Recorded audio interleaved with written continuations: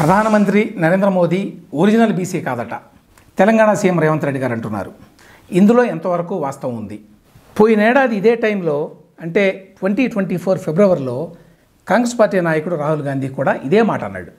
ఏంటి? బీజేపీ ప్రభుత్వం మోదీ గారి కులాన్ని 2000వ సంవత్సరంలో బీసీలో చేర్చింది అన్నాడు. అంటే మోదీ గారు తన పార్టీ ద్వారా తన కులాన్ని బీసీలో చేర్చుకున్నాడు అన్నమాట. అది ఆరోపణ. తాజాగా ఇప్పుడు రేవంత్ రెడ్డి గారు కూడా ఇదే మాట అంటున్నాడు. సీఎం అయ్యాక తన కులాన్ని మోదీ గారు మార్చుకున్నాడు అని స్పష్టంగానే చెప్పాడు. ఇంకో స్టెప్ ముందుకెళ్ళి Narendra Modi legally converted BC అన్నాడు. ఆయన మాటల్లోనే వినండి. మోడీ గారు నేను బీసీ అని అంటాడు. మోడీ గారు వాస్తవంగా బీసీ కాదయా, లీగల్లీ కన్వర్టెడ్ బీసీ. నేను చాలా జాగ్రత్తగా ఈ పదం ఆడుతున్నా, లీగల్లీ కన్వర్టెడ్ బీసీ. 2001 వరకు ఆయన ముఖ్యమంత్రి కానంత వరకు ఆయన కులము గుజరాత్ రాష్ట్రంలో ఉన్నత వర్గాలలో ఉండే. ఆయన ముఖ్యమంత్రి అయినాక ఆ కులాన్ని తీసుకొచ్చి బీసీలో కలుపుకున్నాడయా చట్టం చేసి. అంటే నరేంద్ర మోదీని ఒక రకంగా నకిలీ బీసీ అని అంటున్నాడన్నమాట రేవంత్ రెడ్డి గారు. ఇందులో వాస్తవాలేంటి?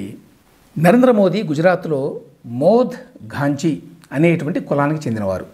ఇది గుజరాత్లో ఉండేటువంటి తేలి ఉపకులాల్లో ఒకటి. తేలి అనేది మెయిన్ క్యాస్ట్ అన్నమాట. తేల్ అంటే నూనె. బహుశా సంస్కృతం తైలం నుంచి వచ్చి ఉంటుంది తేల్ అనే పదం. నూనె తీసేవాళ్ళు, నూనెలు అమ్మేవాళ్ళు ఈ తేల్ కులానికి చెందినవాళ్ళు. దాదాపు 1/2 డజన్ సబ్ క్యాస్ట్ ఉన్నాయి తేల్ కులం కింద. గమ్మత్ ఏంటంటే ఈ పనులు చేసే వాళ్ళల్లో హిందువులు, ముస్లింలు, పార్సీలు కూడా ఉన్నారు, ఎస్పెషల్లీ గుజరాత్లో. అందువల్ల తేలి కులం వాళ్ళు 3 మతాల్లోనూ ఉంటారు. లాస్ట్ ఇయర్ రాహుల్ గాంధీ ఇదే రకమైన ఆరోపణ చేసినప్పుడు అమిత్ షా గారు ఒక వివరణ ఇచ్చారు గుజరాత్లో కులాలు వాటి వర్గీకరణ గురించి. ఆయన ఇచ్చిన వివరణ ప్రకారం మోదీ గారి ఉపకులమైనటువంటి మోద్ ఘాంచి కులాన్ని 1994లో బీసీ లిస్టులో చేర్చారు. అప్పుడు గుజరాత్లో అధికారంలో ఉన్నది కాంగ్రెస్ ప్రభుత్వం.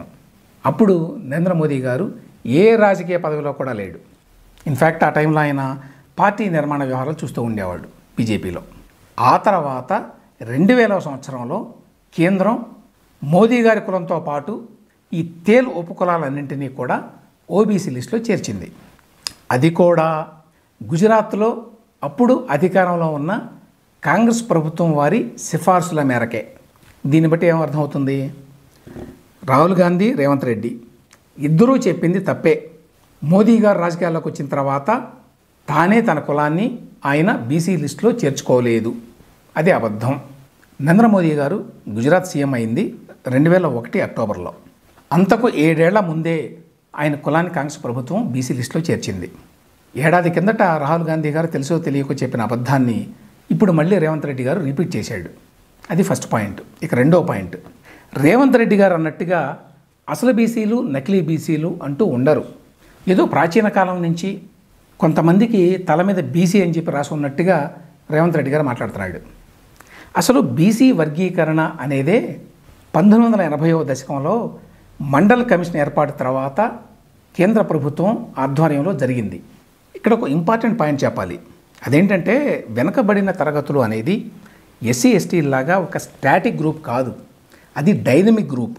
అంటే ఎప్పటికప్పుడు మారేది. సమకాలీన ఆర్థిక సామాజిక పరిస్థితులను బట్టి ఆ గ్రూప్లో కాన్స్టిట్యూయెంట్స్ మారుతూ ఉంటారు ఎప్పటికప్పుడు. అందుకే బీసీల్లో కొత్తగా కులాలను చేర్చడం, అట్లాగే మరికొన్నిటిని తీసివేయడం తరచూ జరుగుతూ ఉంటుంది. లేటెస్ట్ ఎగ్జాంపుల్ చెప్పాలి అంటే 40 బీసీ కమ్యూనిటీలని సెంట్రల్ ఓబీసీ లిస్టులో చేర్చాలి అని చెప్పి తెలంగాణ బీసీ కమిషన్ ఈ మధ్యనే రేవంత్ రెడ్డి గారి ప్రభుత్వాన్ని కోరింది. మరి ఆ విధంగా చేర్చిన తర్వాత ఈ కొత్త బీసీ కులాలని నకిలీ బీసీ కులాలు అంటారా సీఎం రేవంత్ రెడ్డి గారు? మొత్తంగా నాకు అనిపించేది ఏంటంటే ఈ కుల గణన వ్యవహారంలో మేమేదో సాధించామని చెప్పి చెప్పుకోవడానికే ప్రధానమంత్రి మోదీ కులాన్ని తెరపైకి తీసుకొచ్చారు కాంగ్రెస్ వారు అని. అయినా కూడా ప్రధానమంత్రి బీసీ కాదనుకోండి, కాకపోతే బీసీలకు వ్యతిరేకమైనట్ట. ప్రధానమంత్రి కానీ ఒక ప్రభుత్వం కానీ బీసీలకి అనుకూలంగా ఉండే విధానాలు తీసుకొచ్చిందా లేక వ్యతిరేకంగా ఉండే విధానాలు తీసుకొచ్చిందా అనే దాన్ని బట్టి నిర్ధారించాలి వాళ్ళు బీసీలకు అనుకూలమా కాదా అని. అంతేకాని ప్రధానమంత్రి బీసీయా కాదా అనే దాన్ని బట్టి కాదు. అట్లాగైతే మరి రాహుల్ గాంధీ, రేవంత్ రెడ్డి ఇద్దరూ బీసీలు కాదు అంటే వాళ్ళు బీసీ వర్గాలకి అనుకూలం కాదు అని చెప్పి అనుకోవాలా? మొత్తం మీద ఏమిటంటే మన దేశంలో ప్రధానమంత్రి స్థాయిలో ఉన్న వ్యక్తిని కూడా కుల రొంపులోకి దించాల్సిందే.